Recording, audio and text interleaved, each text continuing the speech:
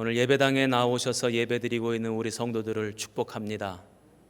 또 온라인으로 가정에서 있는 처소에서 예배를 드리는 성도들을 축복합니다. 예배의 자리는 복됩니다. 예배의 자리는 아름답습니다. 왜냐하면 예배드리는 바로 이 자리에서 하나님의 은혜를 받고, 예배드리는 바로 이 자리에서 주의 능력을 경험하고, 또 예배드리는 바로 이 자리에서 주의 기적이 시작되기 때문입니다. 그러므로 오늘 저와 여러분이 예배를 드릴 때 하나님의 기적이 시작되고 생명의 역사가 나타나기를 주님의 이름으로 축원합니다.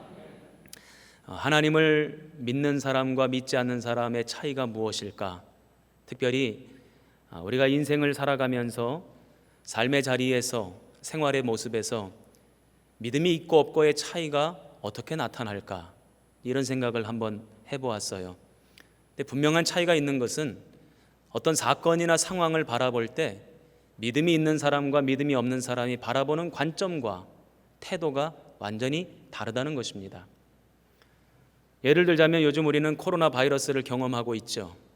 이 코로나 바이러스를 믿지 않는 사람들은 아주 쓸데없는 것으로, 쓸모없는 것으로만 아마 생각할 것입니다. 그러나 우리 예수 믿는 사람들은 달라요. 바라보는 게 다르고 시각이 다르고 관점이 다릅니다. 분명히 코로나 때문에 어려움을 겪고 고난을 당하는 건 물론이지만, 그러나 코로나 바이러스 감염병 그것 앞에서도 하나님의 뜻을 분별하려고 애쓰고, 또 그 속에 담겨져 있는 하나님의 섭리를 발견하죠. 그 속에서도 감사할 거리를 찾게 됩니다. 또 그 속에서도 유익한 점을 발견하게 되죠. 또 지나가게 하시는 하나님의 은혜를 기대하고, 또 하나님께 소망이 있음을 붙들고 기도하는 것, 이것이 우리 믿음의 사람의 모습이라고 생각합니다. 오늘 우리 대림교회 모든 성도들이 믿음 있는 사람의 모습으로서 이 코로나 바이러스 감염병을 잘 지나가시기를 주님의 이름으로 축원합니다. 이 코로나 바이러스 감염병을 생각해 볼 때에 제 개인적으로도 무익한 것만은 아니에요. 저에게도 유익한 것이 있더라고요. 제가 곰곰이 따져보고 생각해보고 묵상하면서 하나님 앞에 감사한 3가지가 있습니다. 그 말씀을 조금 드릴게요. 첫 번째로는 이 코로나 바이러스 때문에 성도들에 대한 관심이 더욱더 많아지게 되었습니다. 저는 우리 교회에서 목회를 하고 있지만 또 여러 가지 많은 일들을 감당해야 되죠. 외부의 많은 행사들을 참여하기도 하고, 또 교단이나 지방의 역할을 감당하기도 해야 됩니다. 또 해외 선교를 위해서 외국에 다녀올 때도 있죠.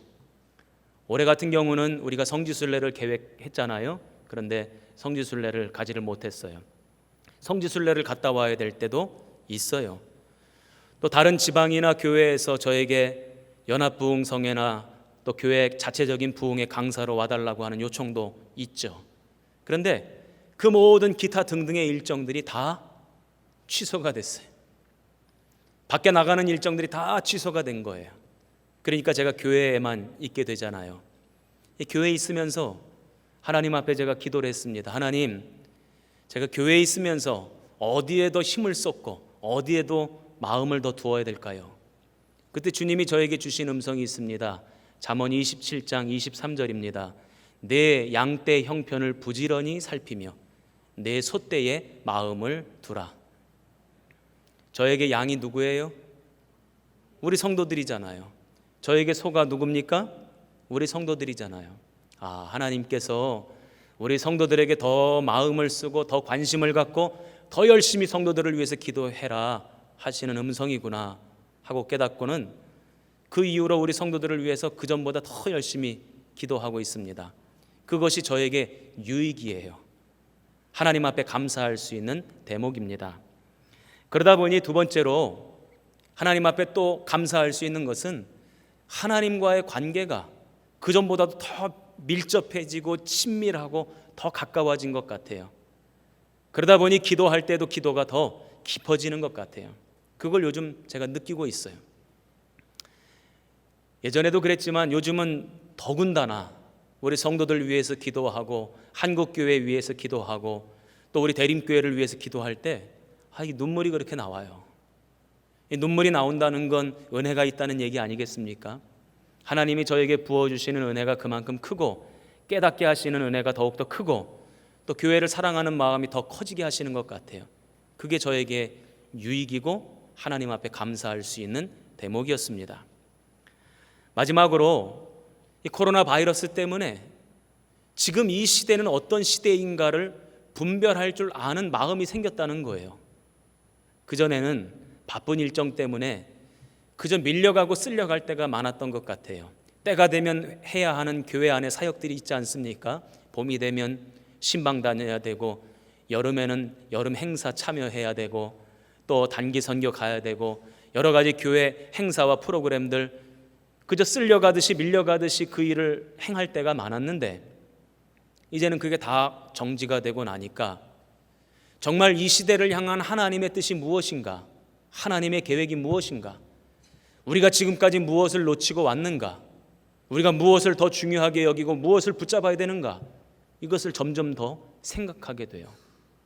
자꾸 기본으로 돌아가야 된다라고 하는 마음을 하나님이 저에게 주세요. 이 시대에 하나님께서 우리 교회에게 원하시는 것이 무엇인가, 무엇을 우리가 지금 해야 되는가 봤더니 다음 세대를 일으키는 것, 다음 세대를 믿음으로 교육하는 일, 그것이 그 어느 때보다도 지금 가장 절실한 시대를 살아가고 있습니다. 우리 코로나 바이러스를 겪으면서 다음 세대에게 믿음을 물려주고 다음 세대를 교회의 기둥들로 세워내는 일, 그게 얼마나 중요한지 깨닫게 되었어요. 뼈저리게 느끼게 되었어요. 너무나도 시급한 일이라는 생각이 들었습니다. 그래서 우리가 지금 교육시설 리뉴얼 공사를 하고 있습니다. 그뿐 아니라 우리 다음 세대를 믿음의 대장부들로 세워내고 한국교회 기둥도 세워내는 일에 우리 대림교회가 앞장서기를 바라고, 너 유다지파여 선봉에 서라 했으니 그 일에 우리 대림교회가 유다지파가 되어져 선봉에 서기를 소망합니다. 또 이제까지는 신앙생활을 하면서 우리가 모여서 함께 예배하고 함께 기도하고 함께 찬양하고 함께 신앙교육을 했는데, 이제는 비대면의 시대라고 하지 않습니까? 모이기가 어려운 시대예요. 그러다 보니까 모이지 않고 어떻게 하면 신앙교육을 하고 어떻게 하면 우리가 하나님을 잘 믿을 수 있을까?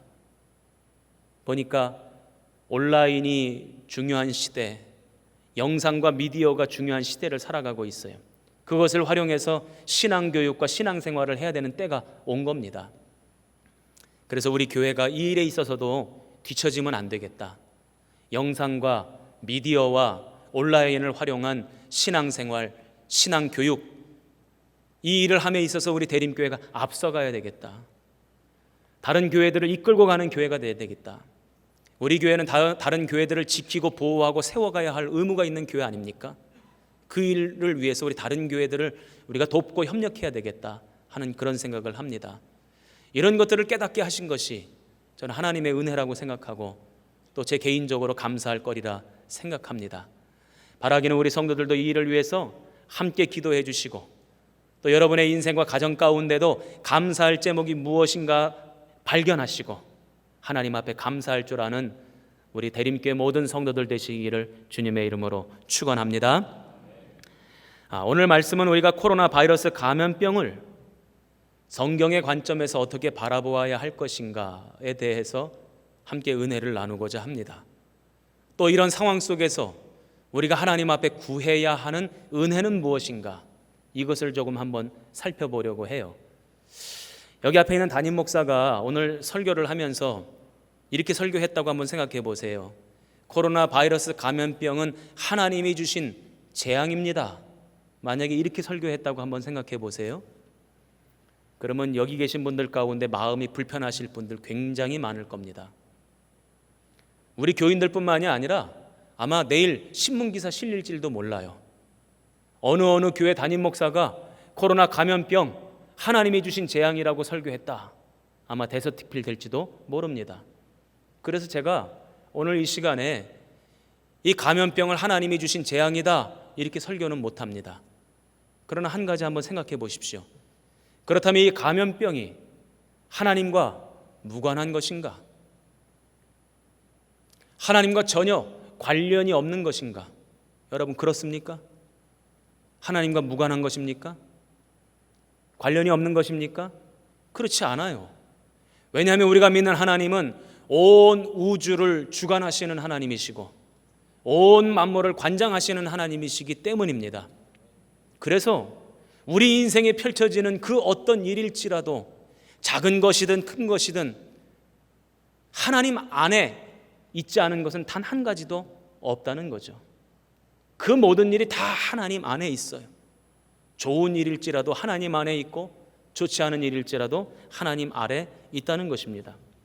그럼에도 불구하고 하나님이 재앙을 내리셨다 그러면 우리의 마음이 불편해져요. 그 이유가 뭔가? 우리가 신앙생활하면서 내중심적으로 자기중심적으로 신앙생활 해왔다는 반증입니다. 우리가 신앙생활하고 하나님을 믿고 하나님을 예배할 때에도 그 중심에 내가 들어가 있어요. 은혜의 하나님을 고백합니다. 사랑의 하나님을 고백합니다. 그때에도 그 중심에 내가 들어가 있다는 거예요. 왜? 나에게 사랑을 베풀어 주셔야 되는 하나님이니까 사랑의 하나님이라고 고백하는 겁니다. 나에게 은혜를 베풀어 주셔야 하는 하나님이시니까 은혜의 하나님이라고 우리가 고백을 하는 거잖아요. 제가 한번 여러분들에게 질문할게요. 만약에 하나님이 내가 원했던 모습으로 응답 아니하시고 내가 바라고 소망했던 그 모습 반대편으로 역사하신다면 여러분 그래도 하나님 믿으시겠습니까? 그래도 하나님을 인정하시겠습니까? 그래도 하나님을 하나님이라고 여기시겠습니까? 이 대답들을 잘 못하시잖아요. 그것이 바로 너무나도 이제까지 우리가 자기중심적인 신앙생활을 해왔다는 거예요. 사랑의 하나님이시기도 하시고 은혜의 하나님이시기도 하시지만 때로는 진노하시고 심판하시고 재앙을 주시기도 하시는 하나님이신데 그쪽은 바라보지 않고 이쪽만 바라보고 우리가 신앙생활을 해왔다는 증거이기도 합니다. 제가 명제를 하나 선포할 텐데 여러분 그렇게 믿으시면 아멘 하시면 되겠습니다. 하나님은 우리의 병을 고쳐주실 줄 믿습니다. 아멘 하셨지요? 그런데 고쳐주시지 않으면 어떻게 합니까? 그런 하나님은 믿지 않으실 겁니까? 그런 하나님은 계시지 않으시는 겁니까? 제가 또 하나 말씀드립니다. 하나님은 우리의 문제를 해결해 주실 줄 믿습니다. 아멘 하셨죠? 그런데 문제를 해결해 주시지 않는다면 어떻게 하실 겁니까? 그런 하나님은 인정할 수 없습니까? 그런 하나님은 믿지 않으실 겁니까? 이것은 우리가 내중심적으로 신앙생활을 해왔다는 증거이기도 합니다. 하나님은 우리의 질병을 고쳐주실 때도 있지만 우리에게 병을 주실 때도 있다는 거예요. 우리의 문제를 해결해 주시는 분이시지만 우리에게 문제를 여전히 남겨두실 수도 있는 분이라는 것입니다. 하나님은 우리를 죽이실 때도 있지만 살리실 때도 있다는 거예요. 이 모든 것들 하나님이 통치하시고 다스리시는 이 모든 것들을 다 인정할 때 하나님의 주권을 다 인정할 때 비로소 우리의 믿음이 건강하고 온전해지지 않나 그런 생각이 듭니다. 그 모든 주권과 통치하심까지도 때로는 그것이 나에게 해가 되고 나에게 고난이 되고 내 인생의 눈물이 될지라도 그런 하나님의 역사하심, 그런 하나님의 통치하심까지도 인정하고 그것을 믿을 때 그 믿음이 비로소 온전한 믿음이 아닌가. 저는 그래서 오늘 이런 관점에서 말씀을 살펴보려고 합니다. 그렇다면 성경에서 이 전염병을 어떻게 보고 있을까? 하나님께서는 이스라엘 백성들에게 약속의 말씀을 주십니다. 그것을 언약이라고 부르기도 하고 또 말씀이라고 부르기도 하고 율법이라고 부르기도 합니다. 하나님 뭐라고 말씀하시냐면 언약을 주시고 그 말씀에 순종하는 백성들에게는 복을 주시겠대요. 근데 그 말씀에 불순종하고 하나님을 배역하고 배신하는 자들에게는 그런 민족과 나라에게는 저주를 내리시겠대요. 하나님은 신실하신 분이시기 때문에 약속하신 것은 반드시 지키시는 분 아닙니까? 그분이 신명기 28장에 보면 이런 말씀을 하십니다. 율법의 축복과 저주에 대한 아주 유명한 두 가지 위대한 선언을 하시죠. 그래서 율법과 말씀에 순종한 백성들에게는 복을 주시고 그 반대로 말씀에 불순종한 백성들에게는 저주를 주시겠대요. 신명기 28장의 말씀을 보면 1절부터 19절까지는 축복의 말씀이 나옵니다. 축복의 말씀이 아주 자세하게 나오죠. 20절부터 68절까지는 저주의 말씀이 나옵니다. 어떻게 저주하시는지 그 저주의 내용도 자세하게 나와 있습니다. 오늘은 제가 축복의 말씀은 다루지 않을 거예요. 이 저주의 말씀을 다룰 텐데 20절부터 68절까지 저주의 내용이 자세하게 다방면으로 여러 가지 모양으로 나와요. 그런데 그 저주의 말씀을 압축하고 정리를 하다 보면 크게 세 가지 범주로 나눌 수 있다는 겁니다. 첫 번째, 전쟁을 말씀하십니다. 하나님이 벌 주시고 징계하시는 방법 가운데는 전쟁이 있다는 거예요. 그걸 구약 성경에서는 칼이라고 말하기도 합니다. 두 번째로 전염병을 주시겠답니다. 그것이 하나님의 징계의 방법이래요. 세 번째로 기근이 찾아온대요. 사람들이 굶는답니다. 먹을 것이 없답니다. 그것이 하나님이 이 땅을 징계하시는 방식 가운데 하나라는 것입니다. 이 저주의 세 가지 범주는 신명기에만 나오는 게 아닙니다. 구약 성경 전반에 걸쳐서 여러 곳에 그 말씀이 나와요. 레위기 말씀을 제가 읽어드리겠습니다. 26장 25절 26절입니다. 내가 칼을 너희에게로 가져다가 언약을 어긴 원수를 갚을 것이며 너희가 성읍에 모일지라도 너희 중에 연병을 보내고 너희를 대적의 손에 넘길 것이며 내가 너희가 의뢰하는 양식을 끊을 때에 열 여인이 한 화덕에서 너희 떡을 구워 저울에 달아주리니 너희가 먹어도 배부르지 아니하리라. 여기에서도 이 세 가지 저주와 재앙의 범주를 말씀하시죠. 전쟁을 말씀하시고 전염병을 말씀하시고 기근을 말씀하고 계시죠. 이 내용이 모세오경에만 나오는 것이 아닙니다. 선지자들도 이 말씀을 예언하시고 있습니다. 예레미야 15장 2절 말씀을 보면 이렇게 기록하고 선지자가 경고합니다. 죽을 자는 죽음으로 나아가고, 전염병에 걸려 죽는다는 거예요. 칼을 받을 자는 칼로 나아가고, 전쟁이 펼쳐진다는 얘기죠. 전쟁으로 어려움을 당한다는 얘기입니다. 기근을 당할 자는 기근으로 나아가고. 예레미야 선지자만 이 경고를 하고 있는 것이 아닙니다. 에스겔 선지자도 6장 11절에 이렇게 이야기합니다. 오호라, 이스라엘 족속이 모든 가증한 악을 행함으로 마침내 칼과 기근과 전염병에 망하되. 전쟁과 전염병과 기근 때문에 이스라엘 백성들이 망할 것이라고 경고를 하고 있습니다. 하나님의 언약을 위반하고 불순종한 백성들에게, 하나님을 배신하고 배역한 백성들에게 하나님께서는 저주와 심판을 행하실 것이라고 약속하고 계시는 거죠. 수없이 많은 선지자들에게 말씀하고 계시는 것입니다. 이것은 시대가 지나도 똑같아요.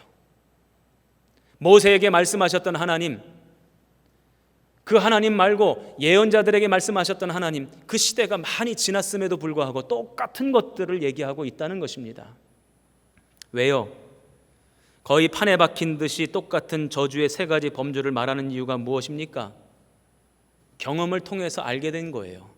우리가 이렇게 하나님을 배역하고 배신하면 하나님이 이런 것들로 우리를 치시고 때리시고 우리에게 저주를 내리시고 우리를 징계하시는구나. 많은 선지자들이 깨달았기 때문에 바로 그 세 가지 범주를 똑같이 반복하고 얘기하고 있는 것입니다. 오늘 우리가 읽은 성경 본문 다윗의 이야기도 똑같은 얘기를 하고 있습니다. 하나님이 다윗에게 이스라엘 백성들의 숫자를 세지 말라고 명령하셨어요. 왕이 그 나라의 백성의 수를 세는 데는 두 가지 이유가 있습니다. 첫 번째로는 세금을 거둘 때 얼만큼의 세금을 거둘 수 있을까 가늠해 보기 위해서 인구의 숫자를 계수합니다. 두 번째로는 전쟁이 펼쳐졌을 때 그 전쟁터에 끌고 나갈 수 있는 병사의 숫자가 얼만큼 되는가 가늠해 보기 위해서 백성들의 수를 셉니다. 하나님은 다윗에게 이렇게 말씀하시는 거예요. 내가 너의 인생을 돕고 인도하여서 네가 지금 그 자리에 와 있으니 사람들 의지하지 말고 숫자 바라보지 말고 앞으로도 내가 너를 지키고 보호할 것이니 나만 의지해라. 그 숫자를 세지 말라고 하나님이 말씀하십니다. 그런데 다윗이 그 하나님의 말씀을 어기고 숫자를 세죠. 하나님이 진노하십니다. 이스라엘 백성들에게 재앙을 내리시겠답니다. 그 나라에 저주를 쏟아 부으시겠답니다. 갓 선지자를 보내셔서 세 가지 재앙을 말씀하시죠. 다행히도 세 가지 다 내리시겠다고 말씀하지 않으시고 그 중에 한 가지만 내리시겠다고 말씀하십니다. 그 중에 하나를 선택하라는 거예요. 우리 말씀을 한번 읽어볼까요? 사무엘하 24장 13절입니다. 같이 읽습니다. 시작. 땅에 7년 기근이 있을 것이니까 혹은 왕이 왕의 원수에게 쫓겨 석 달 동안 그를 앞에서 도망하실 것이니까 혹은 왕의 땅에 사흘 동안 전염병이 있을 것이니까. 전쟁, 기근, 전염병, 똑같은 재앙의 범주, 이 세 가지를 말씀하시면서 이 세 가지 중에 하나를 고르라고 하십니다. 다윗은 이 세 가지 재앙 중에 하나를 고를 수밖에 없는 기로에 놓여져 있습니다. 이 재앙에서 벗어날 수 있는 방법은 없어요. 피할 수 있는 길은 없어요. 세 가지 중에 하나를 반드시 골라야만 하고 세 가지 중에 하나의 재앙을 반드시 겪어야만 하는 위기에 지금 놓여져 있습니다. 다윗은 이 세 가지 재앙 중에 전염병을 선택합니다. 그리고는 그 이유를 14절에서 밝히고 있습니다. 우리 14절 말씀 같이 한번 읽어봅니다. 시작.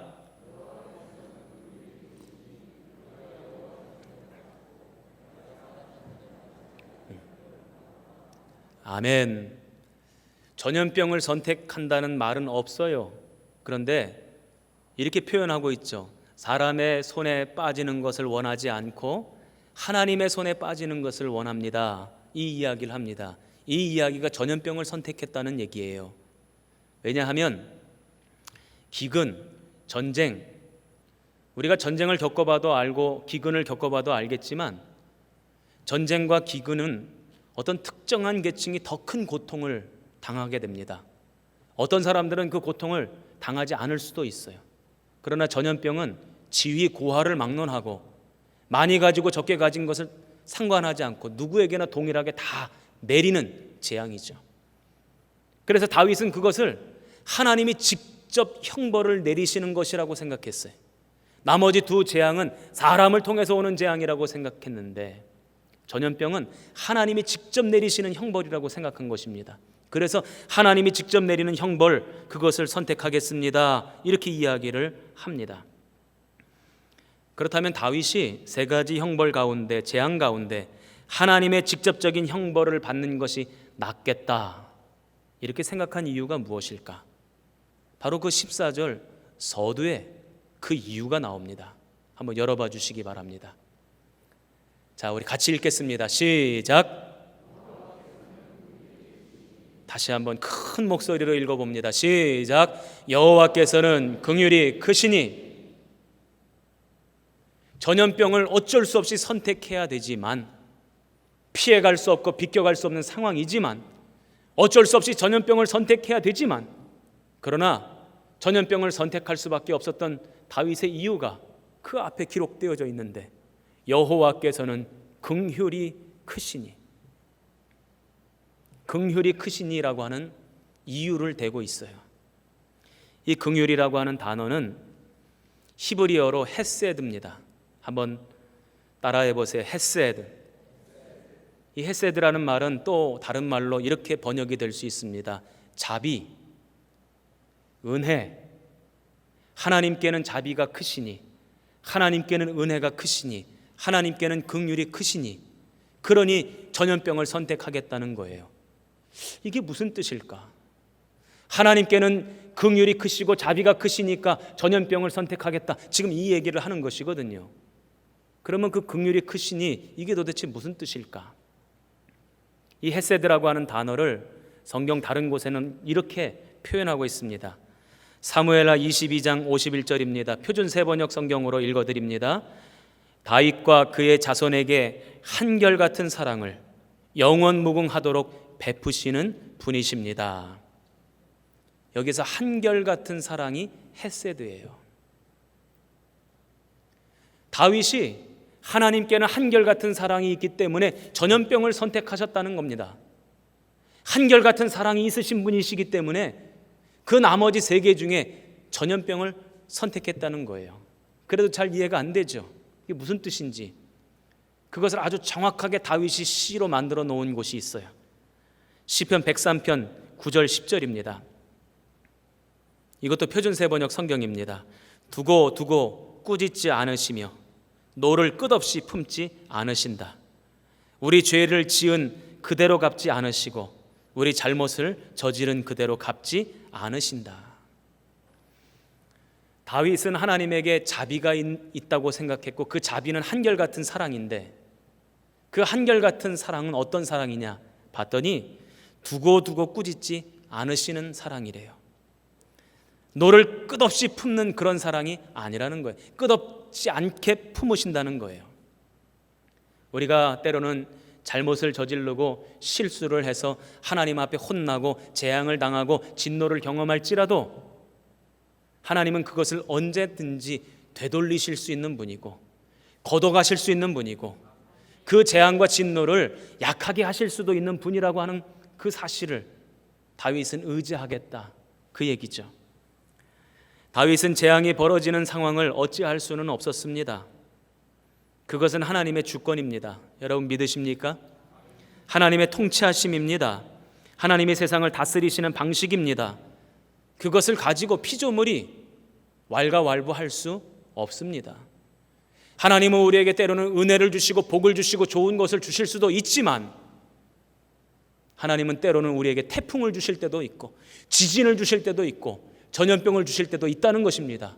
그거 가지고 우리가 하나님 왜 그렇게 행하십니까? 그런 하나님은 나는 믿지 않겠습니다. 말할 수 없다는 거예요. 토기장이가 그릇을 흙으로 만들 때도 있고 그 그릇을 깰 때도 있어요. 토기장이에게 그릇이 왜 나를 깨냐고 그렇게 주장할 수 없다는 것입니다. 왜 그렇게 하시냐고 따져 물을 수 없습니다. 그것은 하나님의 통치하심이고 하나님의 주권입니다. 다윗에게 임한 재앙, 다윗은 그것을 비껴갈 수는 없어요. 피해갈 수는 없어요. 그러나 다윗이 마지막으로 걸었던 기대와 소망이 하나 있다는 거예요. 그럼에도 불구하고 그 상황 속에서도 우리 하나님은 헤세드 하나님이시니까, 우리 하나님은 자비의 하나님이시니까, 긍휼의 하나님이시니까, 한결같은 사랑의 하나님이시니까 그 하나님이 그 재앙을 다시 걷어가실 수도 있고 약하게 하실 수도 있고 그 재앙을 그치실 수도 있다. 바로 그 믿음으로 전염병을 선택했다 하는 것입니다. 다윗은 마지막 의지할 곳이 있음을 믿었다는 것입니다. 그리고 그것을 소망하고 기도했다는 것입니다. 그것이 뭡니까? 다시 한번 말씀드리지만 그것은 헤세드 하나님이십니다. 한결같은 사랑의 하나님이십니다. 그래서 우리가 잘못하고 우리가 야단 맞아야 하고 우리가 재앙을 받아야 할지라도 언제든지 하나님이 마음을 바꾸시면 그 재앙을 돌이키실 수도 있다는 거예요. 그 진노를 거두실 수도 있다는 거예요. 그것에 마지막 희망을 걸고 마지막 기대를 걸고 그것 붙잡고 다윗은 기도했다는 것이죠. 다윗의 마지막 기대와 소망처럼 하나님이 재앙을 돌리십니다. 사무엘하 24장 16절에 이렇게 기록이 되어져 있습니다. 천사가 예루살렘을 향하여 그의 손을 들어 멸하려 하더니 여호와께서 이 재앙을 내리심을 뉘우치사 백성을 멸하는 천사에게 이르되 족하다 이제는 네 손을 거두라. 지금 다윗이 겪고 있는 이 상황과 오늘 우리가 겪고 있는 상황이 별반 다르지 않아요. 다윗 또한 재앙을 피해갈 수 없었고 오늘 이 시대를 살아가는 저와 여러분도 이 재앙을 피해갈 수 없습니다. 이 나라와 이 민족 앞에 펼쳐진 재앙이 구약 성경에 끊임없이 나오는 세 가지 범죄 재앙과 얼마나 똑같습니까? 전 세계 다른 어느 나라와 어느 민족보다도 가장 전쟁의 위협 가운데 있는 것이 이 나라와 이 민족 아닙니까? 지금 전쟁이 우리 코앞에 와 있어요. 전염병이 창궐하여서 지금 우리 집 문턱 앞까지 전염병이 와 있지 않습니까? 전염병으로 말미암아 이 땅에 기근이 찾아왔어요. 국가 경제가 기근에 시달리고, 기업이 기근에 시달리고, 가정의 경제가 기근에 시달리고, 개인적인 인생이 지금 기근에 시달리고 있어요. 전쟁, 전염병, 기근, 지금 이것이 우리 앞에 놓여져 있는 현실입니다. 이 앞에서 이 재앙과 이 전염병, 이 문제를 우리의 능력으로는 헤쳐나갈 수 없어요. 피해갈 수 없습니다. 지금 이것이 우리에게 놓여져 있는 상황이에요. 그런데 우리가 이런 상황 속에서 다윗 왕을 통해서 얻을 수 있는 한 가지 영적인 힌트가 있어요. 그것은 뭐냐면, 그럼에도 불구하고 재앙이 우리의 인생 가운데 닥쳐왔다 할지라도 그럼에도 불구하고 한 가지 소망을 품을 수 있는 것, 한 가지 기대를 걸 수 있는 것, 우리가 믿는 하나님은 헤세드의 하나님이시다, 자비의 하나님이시다, 긍휼의 하나님이시다, 한결같은 사랑으로 우리를 사랑하시는 하나님이시다. 이것이 우리에게 마지막 소망이죠.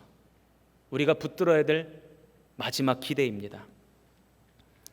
다윗은 자신의 생명과 지위와 권세가 모두 하나님께 달려있음을 깨달았어요.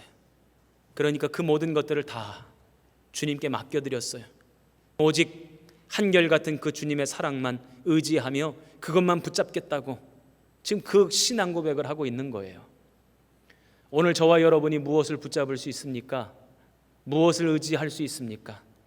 무엇을 기대할 수 있겠습니까? 나라를 기대하겠습니까? 다른 사람을 기대하시겠습니까? 여기 앞에 있는 담임 목사를 기대하시겠습니까? 아니에요. 우리가 마지막 소망을 걸 곳은 딱 한 군데밖에 없습니다. 헤세드 하나님, 그 하나님밖에 없어요. 그 하나님께서 이 재앙을 돌이켜달라고, 거두어달라고, 그쳐달라고 하나님 앞에 부르짖는 방법밖에 없다는 것이죠. 바라기는 우리 대림교회 모든 성도들이 이 재앙의 이 위기 앞에서, 저주의 세 가지 범주 앞에서 헤세드 하나님 앞에 부르짖어 그 은혜를 간구하고, 그래서 이 어려운 때를 잘 지나가고 이기고 승리하는 복된 성도들 다 되시기를 주님의 이름으로 축원합니다.